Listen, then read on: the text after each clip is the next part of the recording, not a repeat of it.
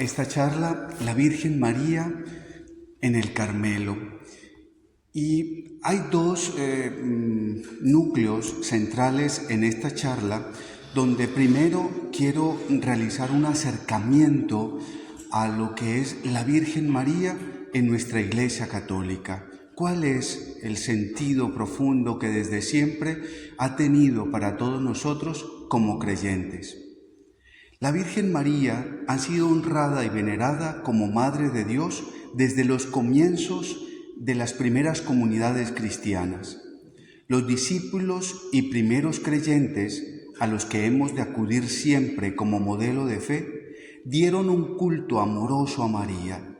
En las pinturas de los 3 primeros siglos del cristianismo, que se conservan en las catacumbas romanas, se le contempla representada con el niño Jesús en sus brazos.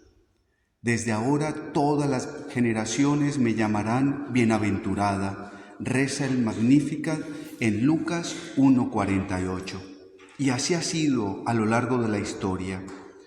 Como han puesto en evidencia los estudios mariológicos recientes, la Virgen María ha sido honrada y venerada como Madre de Dios y Madre nuestra, desde los albores del cristianismo. En los 3 primeros siglos, la veneración de María fue incluida fundamentalmente asociada dentro del culto a su Hijo. Uno de los padres de la Iglesia resume el sentir de este primigenio culto mariano refiriéndose a María con estas palabras: los profetas te anunciaron y los apóstoles te celebraron con las más altas alabanzas. Se me viene en este momento la imagen que estoy conociendo ahora de manera cercana de Nuestra Señora del Pilar, donde, qué linda esta historia, cómo la Virgen, aún viviendo en Tierra Santa, acompaña y se le presenta al apóstol Santiago, manifestándole su apoyo, su presencia, su compañía en todo lo que significaba toda su peregrinación en tierras españolas. ¡Qué lindo referente! De estos primeros siglos solo pueden recogerse testimonios indirectos del culto mariano. Entre ellos se encuentran algunos restos arqueológicos en las catacumbas que muestran el culto y la veneración que los primeros cristianos tuvieron a María. Tal es el caso de las pinturas marianas de las catacumbas de Priscila. En una de ellas se muestra a la Virgen con el niño al pecho y un profeta, que muy seguramente es Isaías, a un lado de ella, que saben que es el profeta del Antiguo Testamento que mejor prefiguró la promesa de que a través de la Virgen Madre se nos daría al Salvador. Las otras 2 representan la Anunciación y la Epifanía. Todas ellas son de finales del siglo II. En las catacumbas de San Pedro y San Marceliano se admira también una pintura del siglo III o IV, más o menos datado, que representa a Santa María en medio de San Pedro y San Pablo, con las manos extendidas y orando.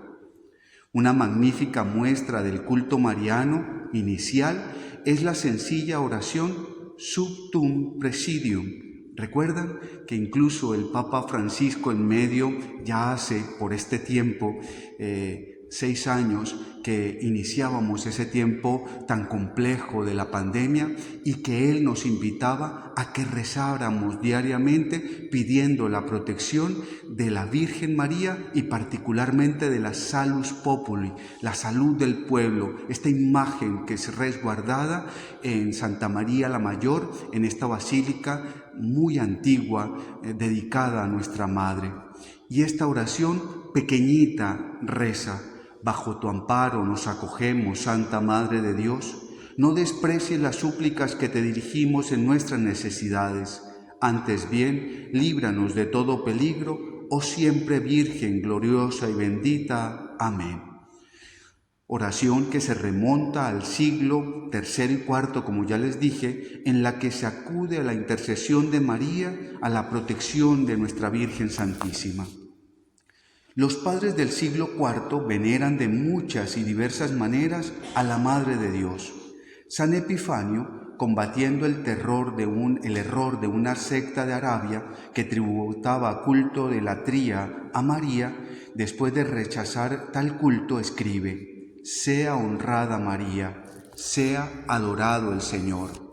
Y en este punto, ahorita última hora, les quiero presentar la gran diferencia que existe en los cultos que rendimos en nuestra iglesia, para que exista allí mucha claridad al respecto.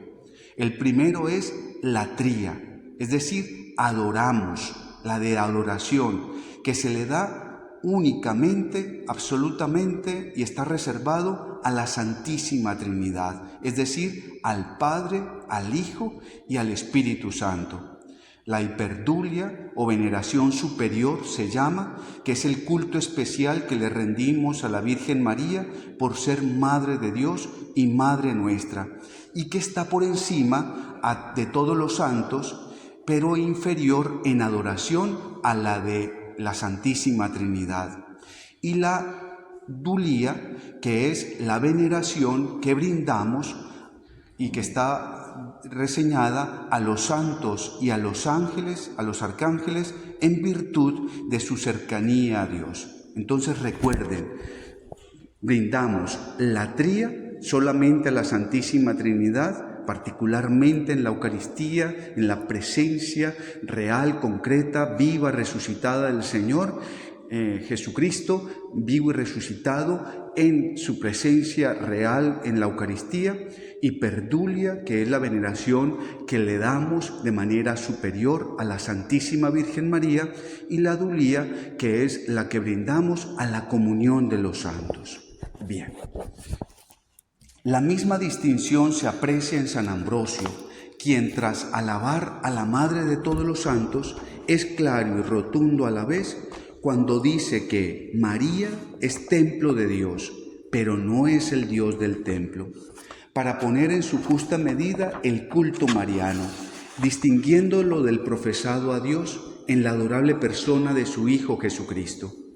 En la liturgia eucarística hay datos fidedignos mostrando que la mención venerativa de María en la plegaria eucarística se remonta, miren esto, al año 225, y que en las fiestas del Señor, como la Encarnación, la Natividad, la Epifanía, etc., se honraba también a su Madre Santísima. Suele señalarse que hacia el año 380 se instituyó la primera festividad mariana, denominada indistintamente Memoria de la Madre de Dios, Fiesta de la Santísima Virgen o Fiesta de la Gloriosa Madre. El primer padre de la Iglesia que escribe sobre María es San Ignacio de Antioquía, hacia el año 110 después de Cristo, quien contra los docetas defiende la realidad humana de Cristo al afirmar que pertenece a la estirpe de David, por nacer verdaderamente de María Virgen. San Justino, en el año 167, la reflexión mariana aparece remitida a Génesis 3:15 y ligada al paralelismo contrario entre Eva y María. María, la nueva Eva, que nos regala el camino de la plenitud a través de su obediencia, de su sí, de su fiat al Señor. En el diálogo de Trifón, Justino insiste en la verdad de la naturaleza humana de Cristo y en consecuencia en la realidad de la maternidad de Santa María sobre Jesús. Y al igual que San Ignacio de Antioquía, recalca la verdad de la concepción virginal e incorpora el paralelismo Eva-María a su argumentación teológica. Se trata de un paralelismo que servirá de hilo conductor a la más rica y constante teología mariana de los padres de la Iglesia. Eso va a ser fundamental. San Ireneo de León, en el año 202, en un ambiente polémico contra los gnósticos y docetas, insiste en la realidad corporal de Cristo y en la verdad de su generación en las entrañas de María. Hace además de la maternidad divina una de las bases de su cristología. Miren lo que dice: es la naturaleza humana asumida por el Hijo de Dios en el seno de María, la que hace posible que la muerte redentora de Jesús alcance a todo el género humano.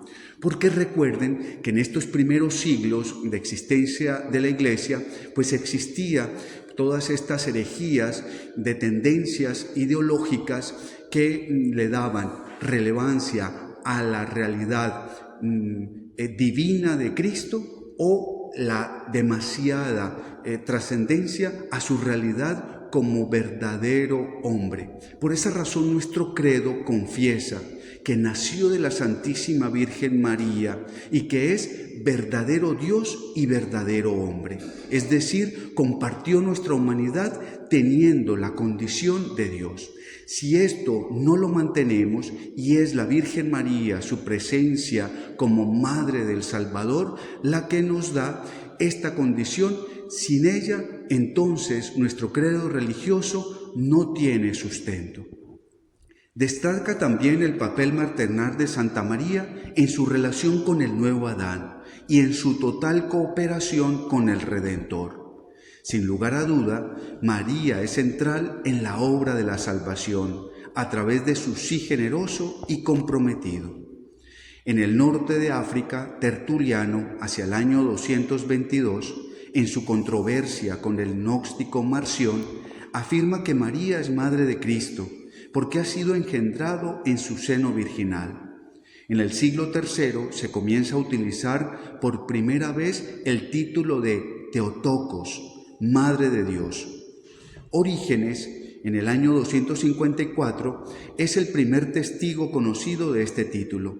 En forma de súplica aparece por primera vez en la que ya les he recitado la oración más primigenia que la comunidad cristiana le dirige a la Virgen María, y es la Subtum Presidio, que, como les he dicho, es la plegaria mariana más antigua conocida. Ya en el siglo IV, en el mismo título, se utiliza en la profesión de fe de Alejandro de Alejandría en contra de Arrio, de este sacerdote que tenía mucha influencia en su momento y que pretendía descalificar la condición humana, verdaderamente humana de Jesús. Y por esa razón descalificaba a la Virgen María, porque quería darle más realce a la condición divina de Jesús. A partir de aquí cobra universalidad y son muchos los padres de la Iglesia que se detienen a explicar la dimensión teológica de esta verdad. Podemos citar a San Efrén, San Atanasio, San Basilio, San Gregorio de Nacianceno, San Gregorio de Niza, San Ambrosio, San Agustín de Hipona, grande padre de la Iglesia, Proclo de Constantinopla, etc., hasta el punto de que el título de Madre de Dios se convierte en el más usado a la hora de hablar de Santa María. La verdad de la maternidad divina quedó totalmente definida ya como dogma de fe en el Concilio de Éfeso, en el año 431. La descripción de los comienzos de la devoción mariana en nuestra Iglesia quedaría incompleta si no mencionáramos un elemento básico en su elaboración: la firme convicción de la excepcionalidad de la persona de Santa María. Excepcionalidad que forma parte de su misterio y que sintetiza en la afirmación de su total santidad, de lo que se conoce por el calificativo de privilegios marianos. Por esa razón, yo no sé si ustedes han caído en la cuenta de que a la Virgen María la llamamos la Santísima Virgen María. Es decir, ella es la santa entre todos los santos. Por esa razón les reafirmo ese título especial de veneración que tiene dentro de nuestra Iglesia con la hiperdulía de la que les hablaba, como ella, en medio de lo que llamamos la economía de la salvación, tiene allí una condición muy especial, no solamente dada desde antiguo, sino que se ha ido generando a través del tiempo, a través de la devoción del pueblo, como por ejemplo ahora leyendo en estos días sobre el concilio de Éfeso en el 431, donde se instituyó este dogma de la maternidad de la Virgen María, de la Madre de Dios, como Madre de Dios. La gente cuentan los biógrafos que se reunían afuera del lugar conciliar para gritarle a los padres: Madre de Dios, Madre de Dios. Es decir, había una aclamación continua del pueblo a que se aprobara esta realidad dogmática en medio de nuestra Iglesia. Estos privilegios se trata de unos privilegios entonces que encuentran su razón en la relación maternal de Santa María con Cristo y con el misterio de la salvación, pero que están realmente en ella, dotándola sobreabundantemente de las gracias convenientes para desempeñar su misión única y universal. Estos privilegios o prerrogativas marianas no se entienden como algo accidental o superfluo, sino como algo necesario para mantener la integridad de nuestra fe. San Ignacio, San Justino y Tertuliano hablan de la Virgen y su presencia en la vida de la Iglesia. También lo hace San Ireneo. En Egipto, Orígenes defiende la perpetua virginidad de María y considera a la Madre del Mesías como modelo y auxilio de los cristianos.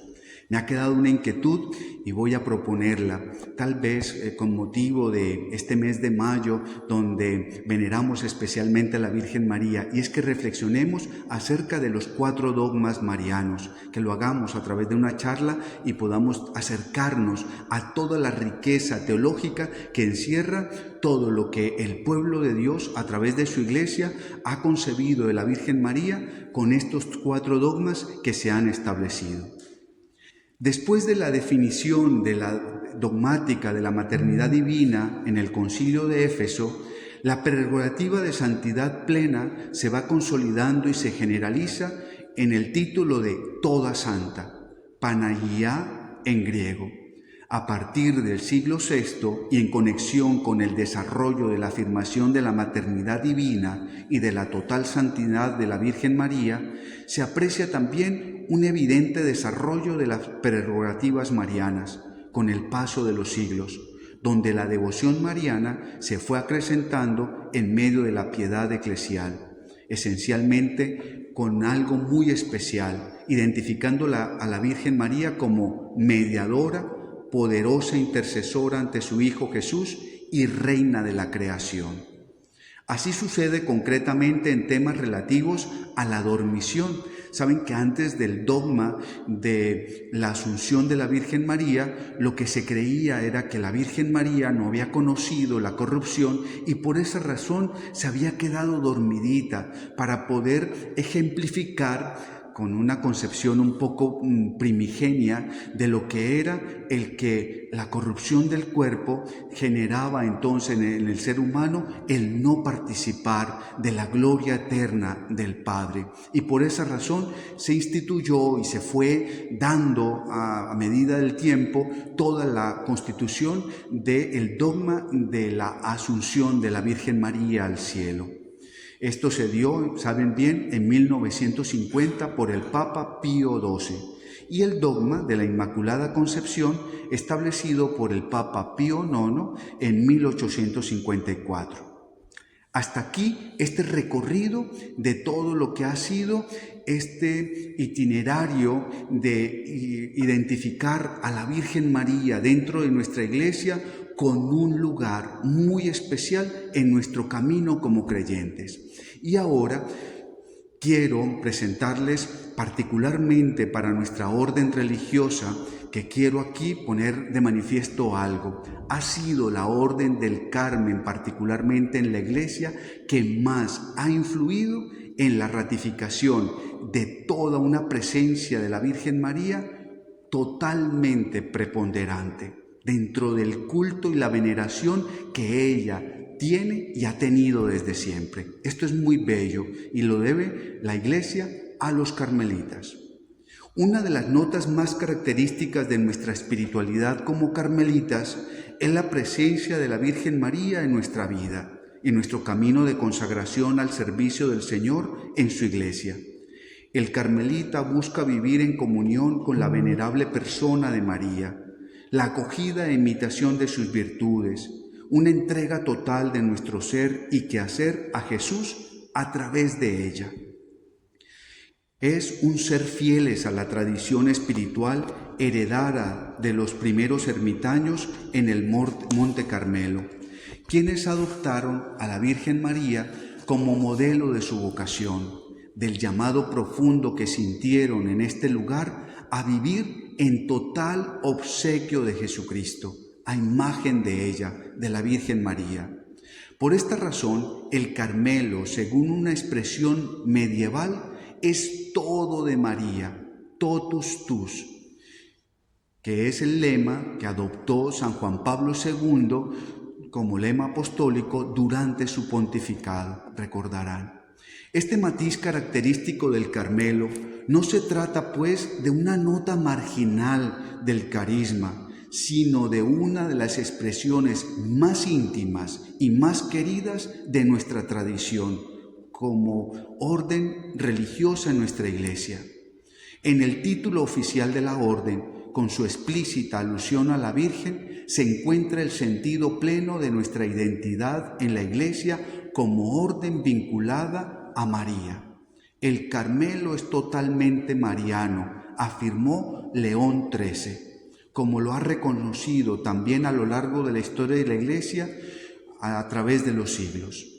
La presencia de la Virgen en nuestras comunidades orantes al servicio de la Iglesia, en todos los lugares donde nos encontramos, acrecienta el sentido de familia, de hermanos, en sus tres ramas, monjas, frailes y seglares, por la constante y común referencia a la Virgen como presencia materna en medio de sus hijos e hijas.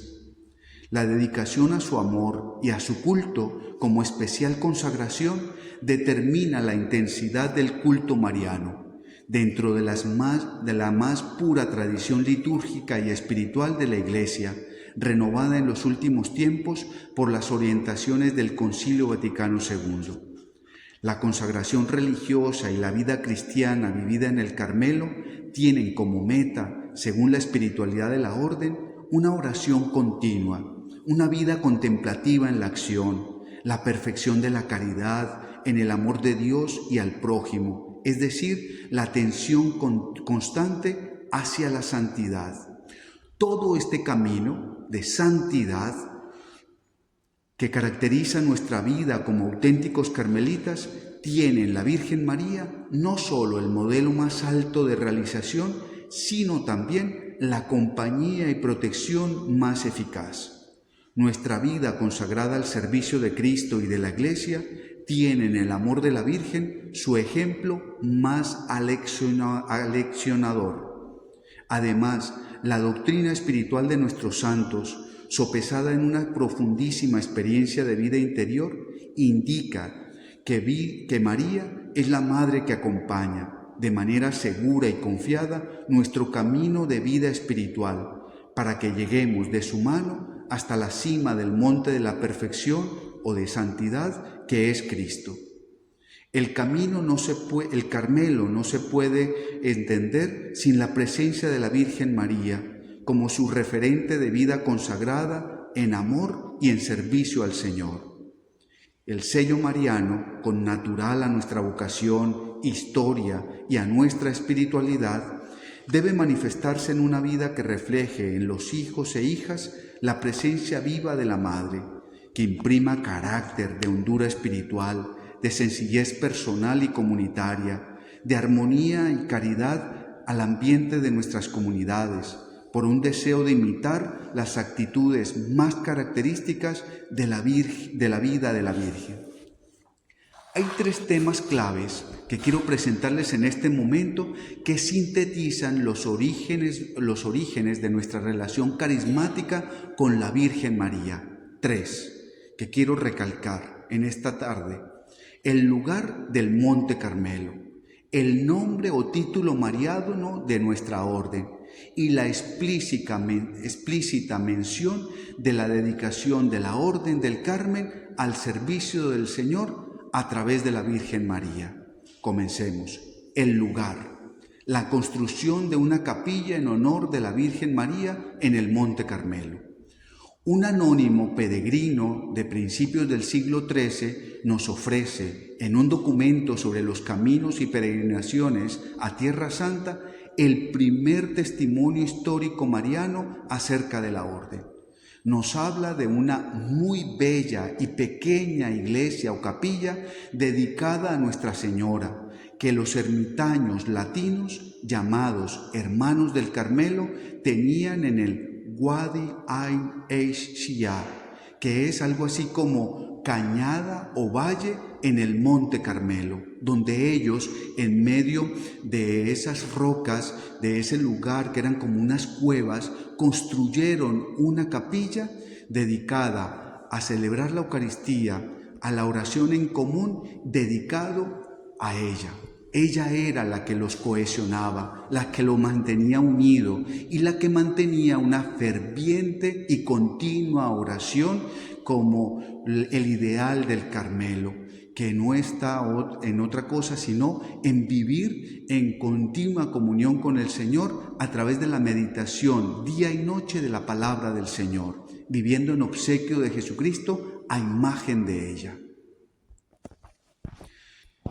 Otra redacción del mismo manuscrito habla de una iglesia de Nuestra Señora a la que llamaban bellamente Nuestra Señora del Lugar. Qué lindo esto. Hay muchas capillas, lugares, oratorios que tiene la orden, particularmente en América Latina, en África he conocido, y también ahora en muchos lugares en Asia, fundadas con esta advocación, Nuestra Señora del Lugar. Ella era la dueña de este lugar y por esa razón todas nuestras parroquias, nuestros lugares de culto, nuestros mayores siempre comprendieron que debían ser dedicados especialmente a ella. De hecho, esta parroquia, como muchas de nuestra provincia de Navarra, están dedicadas precisamente a Nuestra Señora del Carmen. Posteriormente, el título de la Virgen María se le dará a todo el monasterio, a todo el lugar allí en el Monte Carmelo, cuando se amplíe notablemente la primera capilla, como consta en varios documentos antiguos. Este dato primordial de la capilla del Monte Carmelo, dedicada a la Madre de Dios, es muy significativo y prácticamente es el hecho del que se desprende la más antigua devoción de los carmelitas a la Virgen María. Devoción que todos los carmelitas en el mundo entero han sabido transmitir fielmente, pues desde el inicio de su fundación, en todos los lugares a donde llegamos, los carmelitas hemos erigido una capilla dedicada a honrar a la Virgen Madre de Dios, quien nos recuerda a todos que nuestra más auténtica vocación es la de amar, servir y hacer amar a Jesús con todo nuestro ser y nuestro quehacer, a ejemplo de ella. La capilla original en el Monte Carmelo estaba presidida por una imagen de la Madre de Dios y asimismo lo sigue estando actualmente. La Virgen sentada en un trono con su amado Hijo en sus piernas, en actitud de presentarlo y de entregarlo a la humanidad entera, fruto bendito de su vientre, a quien se dispuso por completo a acompañar y servir con amor y paciencia durante toda su vida. Es lindísimo. Quienes conocemos Haifa, en el Monte Carmelo, en Tierra Santa, esta iglesia pues nos llena, nos conmociona, porque efectivamente ella es toda una matrona. Está sentada en un trono bellísimo, no está de pie como generalmente encontramos aquí en Occidente a las imágenes de la Virgen, y el niño, y ella en actitud de entrega. Es muy lindo, y particularmente con el escapulario en su otra mano en disposición de entregarlo también como signo sacramental. Todo ello indica que los ermitaños del Monte Carmelo, como lo revelan nuestras constituciones e identidad carismática, querían dedicarse por entero a vivir en obsequio de Jesucristo, bajo la mirada amorosa y custodia, es decir, el ejemplo y la protección de la Virgen Madre. Ella presidió y ha acompañado desde siempre el nacimiento de una nueva experiencia eclesial de consagración al Señor, pues el Carmelo es, de las órdenes religiosas en nuestra Iglesia, la que tiene el tinte y raigambre más mariano de todas. El nombre. Los carmelitas somos hermanos de la bienaventurada Virgen María del Monte Carmelo. Ese es nuestro nombre oficial. Así aparece el título de la orden en los documentos pontificios, con una referencia explícita a la Virgen María, como consta en la bula de Inocencio IV.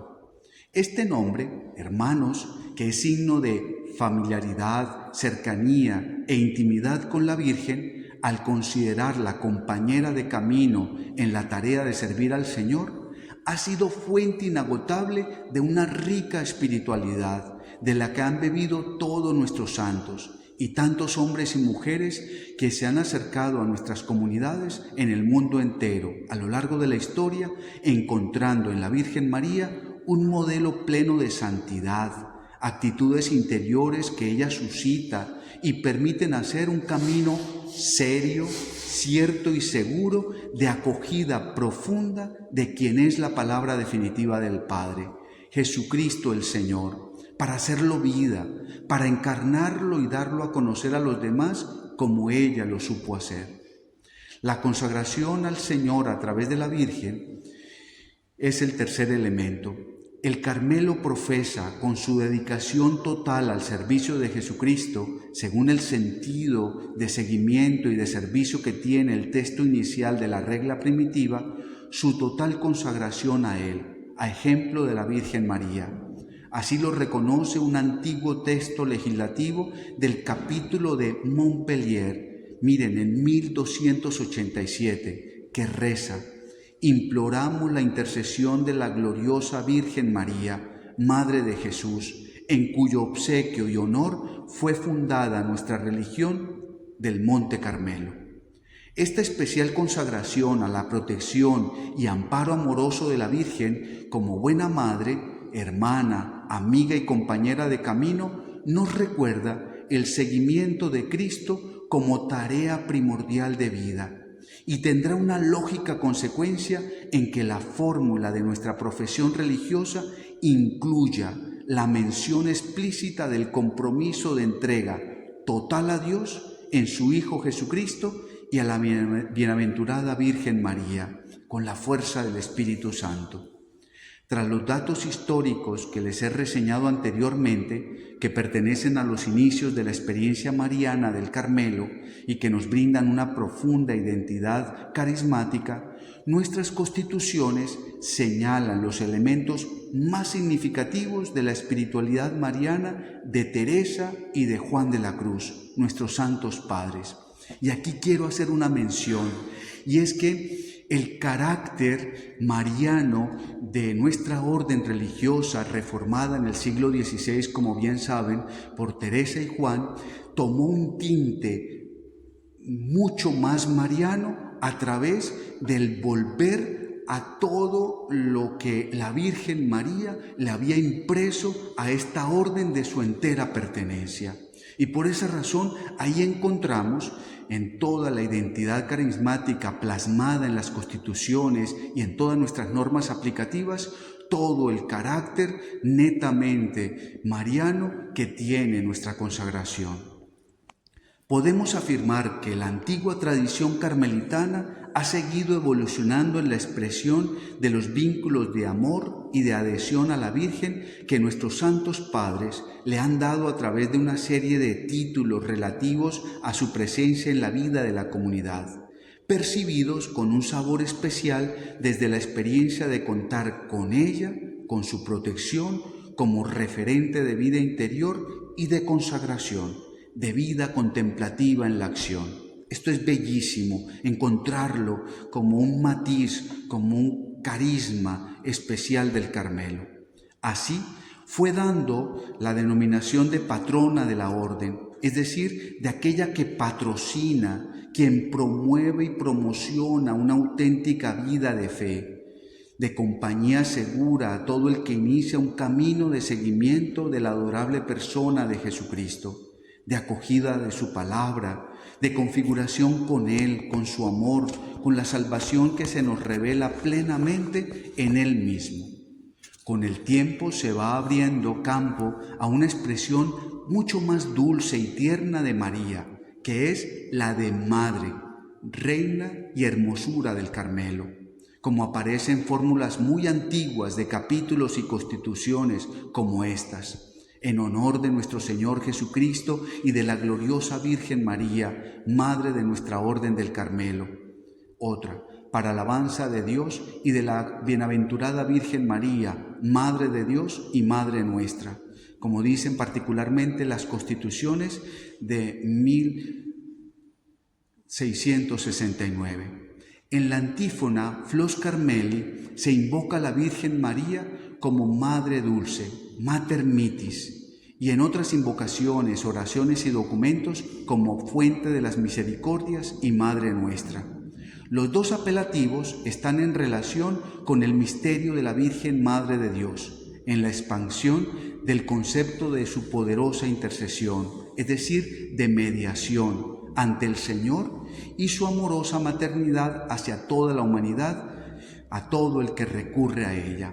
Y aquí quiero anotar algo que el Carmelo ha dado con una connotación muy especial.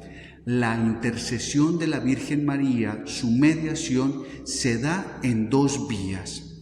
Una, como intercesora ante el Señor, es decir, a ella podemos recurrir para poder llegar al Señor, para poder alcanzar una gracia. Esto lo ha comprendido desde siempre los creyentes.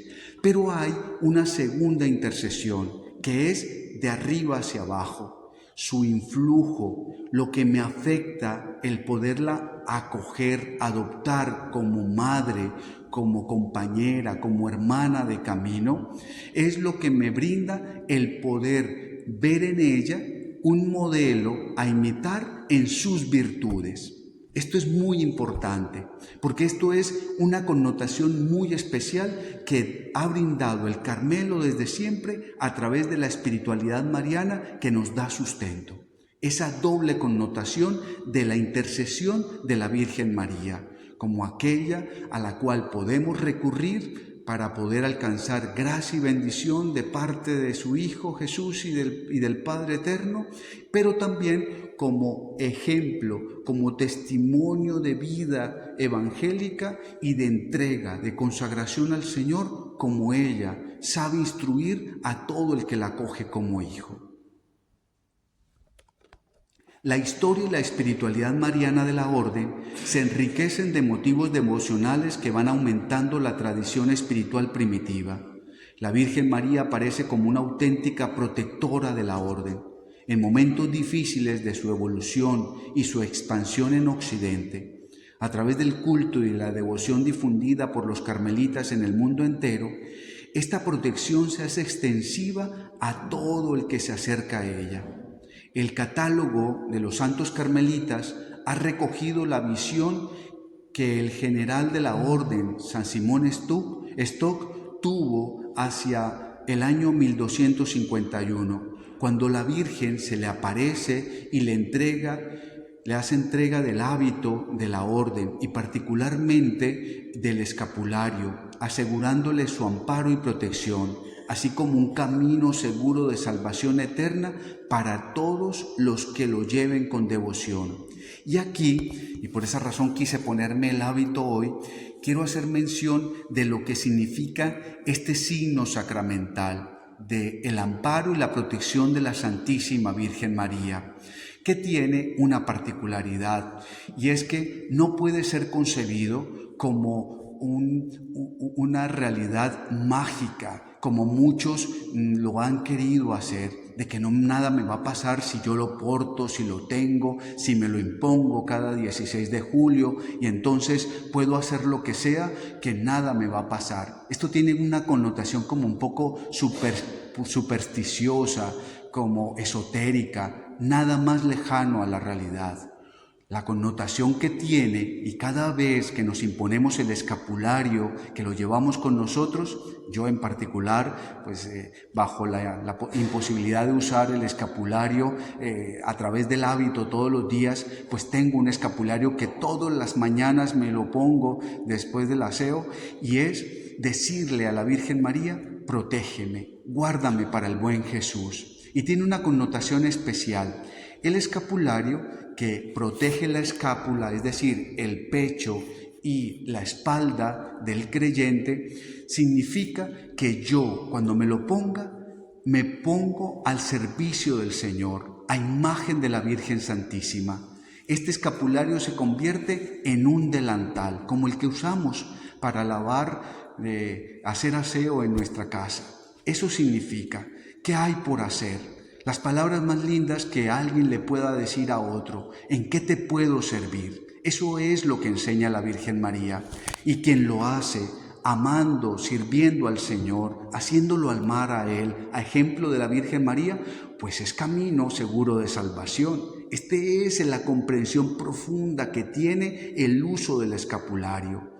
Yo muchas veces, cuando lo impongo y lo hacen de esta manera como un poco esotérica, quiero en este momento hacer relevancia a Medellín, una ciudad en mi Colombia querida, donde los sicarios utilizaban el escapulario para poder amarrar el arma con la cual iban a hacer operaciones sicariales, para no errar la bala que iban a disparar. Pues esto no tiene ningún tipo de connotación de esa dimensión mágica o esotérica.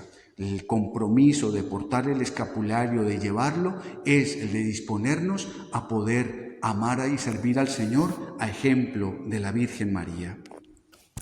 La orden, a partir del siglo XIV, quiso celebrar con una fiesta especial la conmemoración de la Virgen María del Monte Carmelo y los beneficios recibidos por su intercesión. Esta fiesta tenía a la vez el sentido de recordar la protección de Nuestra Señora y de realizar la acción de gracias por el regalo que ella es para la vida de todo carmelita. En la elección de la fecha, como se sabe, influye la parcial aprobación de la orden obtenida en el Concilio II de León el 17 de julio de 1274, cuando había estado en peligro la extinción de la orden. Recuerden que allí la orden, los eremitas originales en el Monte Carmelo fueron expulsados por los moros, por los musulmanes, y ellos debieron regresar nuevamente a Europa. Y al llegar aquí, pues no querían adaptarse al tipo de vida mendicante que se había instituido recientemente por San Francisco de Asís y Santo Domingo de Guzmán. Y por esa razón existió allí pues como unas diferencias, y el Papa en definitivo les pidió que adoptaran el estilo de vida mendicante, y desde allí pues el raigambre contemplativo de la orden nunca ha perdido un carisma que lo ha mantenido sin lugar a dudas la Virgen María, y que ha sido confirmado por todos los santos a lo largo de nuestra historia. De esta forma, el recuerdo de la protección de la Virgen se concentró en el agradecimiento particular por lo que constituía la suma y compendio del amor de la Virgen para todos nosotros los carmelitas, el sacramental del Santo Escapulario y sus privilegios, porque la celebración de la solemnidad de nuestra Madre Santísima, la Virgen del Carmen, quedó instituida no para el 17 de julio, sino un día antes, el 16. Una nota distintiva de la actitud de nosotros los carmelitas hacia la Virgen María es el deseo de imitar sus virtudes dentro de nuestro camino de consagración religiosa. Y este deseo profundo del corazón lo compartimos con todos los que se acercan a la riqueza de nuestra espiritualidad. Ella nos marca el sendero, ella nos dice el cómo. Mirarla a ella es no errar el camino, ella nos lleva a Él. Esto lo dejó plasmado de manera significativa y gráfica nuestro Santo Padre Juan de la Cruz en la reforma que efectuó al escudo del Carmen, donde la estrella central guía el camino de la perfección, de la santidad, a la cima del monte que es la cruz de Jesús, a la que debemos ascender amándolo y sirviéndolo en los demás, como Él nos amó. Los carmelitas hemos expresado nuestro amor, devoción y consagración a la Virgen, especialmente por medio de la liturgia. Por doquier hemos erigido templos en su memoria y en su honor. Los antiguos rituales de la orden, a partir del siglo XIII, muestran el fervor litúrgico del Carmelo en la conmemoración de las fiestas marianas de la Iglesia y la aceptación de las nuevas celebraciones. Se trata de fiestas que en otros lugares y en otras órdenes religiosas no son acogidas con tanto fervor como en el Carmelo. Podríamos mencionar la Asunción y la Inmaculada Concepción. La fiesta de la conmemoración solemne de la Virgen del Carmen se convierte en la fiesta principal y merece especial recordación a la fiesta de la Anunciación, que en nuestros monasterios y conventos siempre ha tenido especial relevancia. Recuerden, esta fiesta se celebra el 25 de marzo, que es 9 meses exactamente antes del nacimiento de Jesús.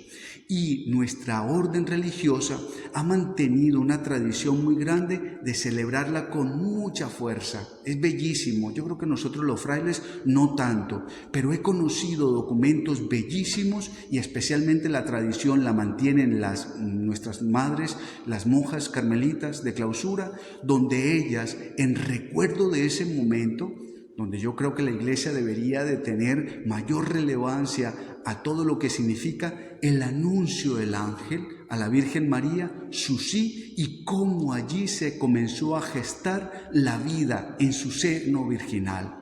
El Carmelo, esta fiesta, le ha dado una relevancia inmensa y le ha dado últimamente, con todas estas ideologías últimas del progresismo en el mundo entero, al cuidado de las criaturitas que vienen en camino en el vientre de las madres y todo el valor de la vida que es sagrada y le pertenece al Señor. Esto merece una relevancia muy especial y el Carmelo ha mantenido esa tradición en medio de los tiempos. Como hemos visto en este itinerario que les he presentado, recorriendo primero de manera rápida la presencia de la Virgen María en las primeras comunidades cristianas y la iglesia naciente, y luego de manera especial en el Carmelo, María no es un añadido. María no es accidental en nuestra fe. Nunca estará de más en nuestra vida como creyentes, en nuestro camino de acogida y de configuración con la persona adorable de Jesucristo el Señor. Por el contrario, mis hermanos, ella ha sido y seguirá siendo luz en el camino, brújula que nos guía y conduce, sustento que nos conforta y nos brinda esperanza.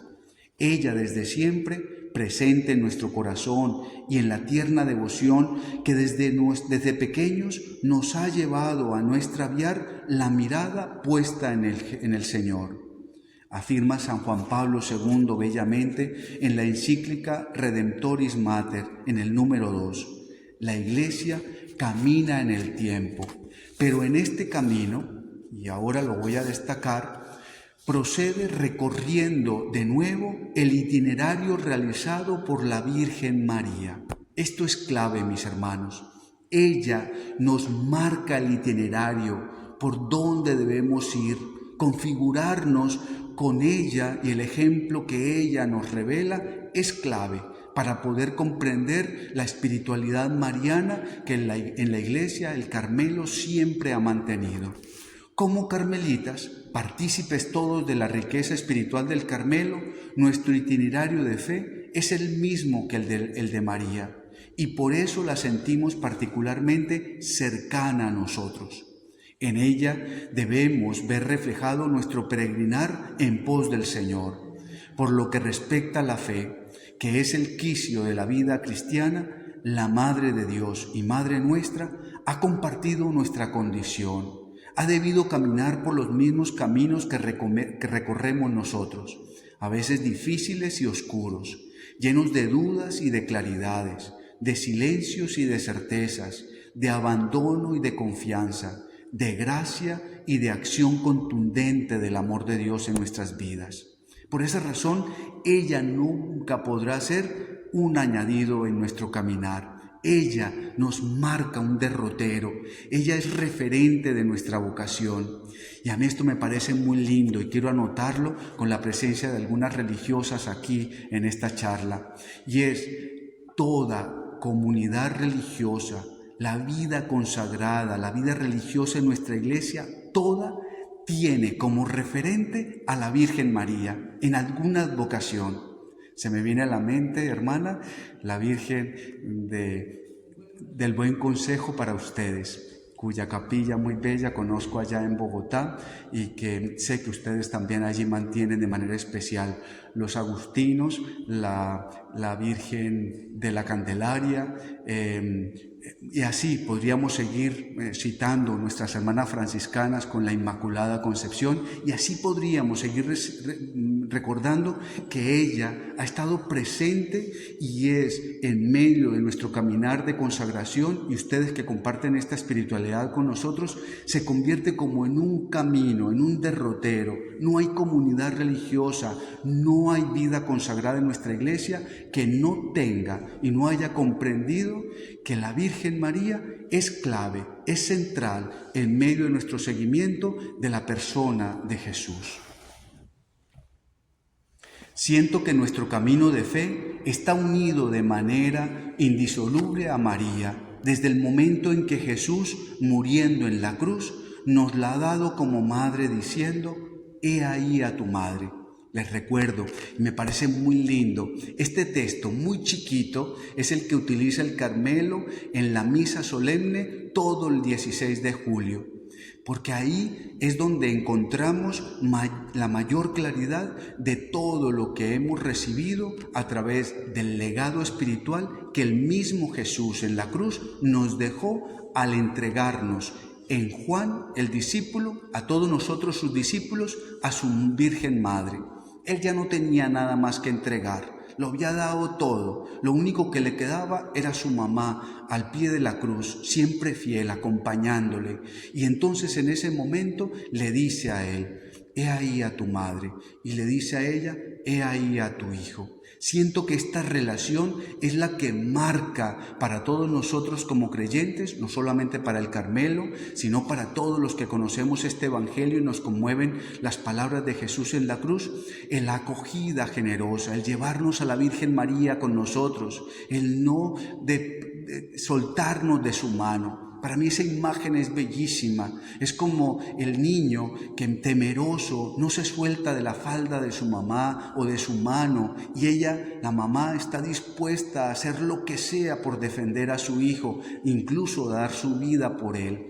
Eso es lo que siento yo que en esta relación cercana de la Virgen nos comunica a través del Hijo.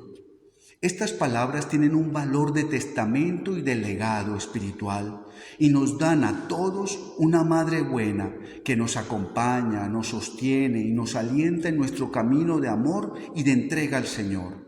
Desde ese momento, la Madre de Dios se convirtió para siempre también en nuestra madre. En aquella hora en la que la fe de los discípulos se agrietaba por tantas dificultades e incertidumbres, Jesús les confió a aquella que fue la primera en creer, en esperar y en confiar. Y ella, sencillamente la mujer, como lo celebrábamos en estos días, en el Día de la Mujer, y ella, la madre, como todos agradecemos a aquella que no deja de estar atenta a nuestras necesidades de hijos, se convierte en portadora de gracia y de bendición, porque es ella, en su condición de mujer y de madre, quien mejor encarna y hace visible el amor de Dios. Miren, ningún amor, de ninguna manera, se parece más al amor de Dios que el de una buena madre. Les vuelvo otra vez y les repito esto.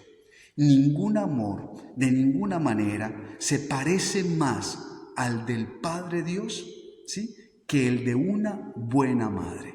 Por esa razón, adherirnos a ella, acogerla, llevarla con nosotros, es experimentar de manera palpable, visible, concreta, el amor de un Dios que nos dejó en ella el signo de amparo y protección más grande que podemos recibir. Por esa razón, mi invitación a través de esta charla en este día es una sola. Déjate atrapar por el amor de la Virgen María. Permite que ella te arrope con su manto, te cubra con su ternura y cercanía, que ella te conduzca sabiamente cada vez más al buen Jesús, a amarle y hacerle amar, a servirle con todo tu ser. Ella sabe hacerlo. Déjate acompañar por ella. No errarás el camino. Sigue sus huellas. Síguele la pista en el Evangelio, en la palabra de Dios, y verás todo lo que te enseñará interiormente en tu empeño de hacer a Jesucristo el autor y Señor de tu historia. Que así sea.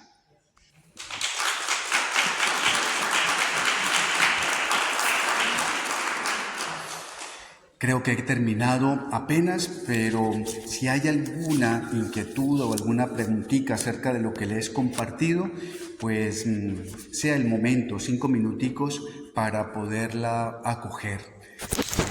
Quisiera escuchar algún eco de parte de ustedes. ¿Les ha quedado un poco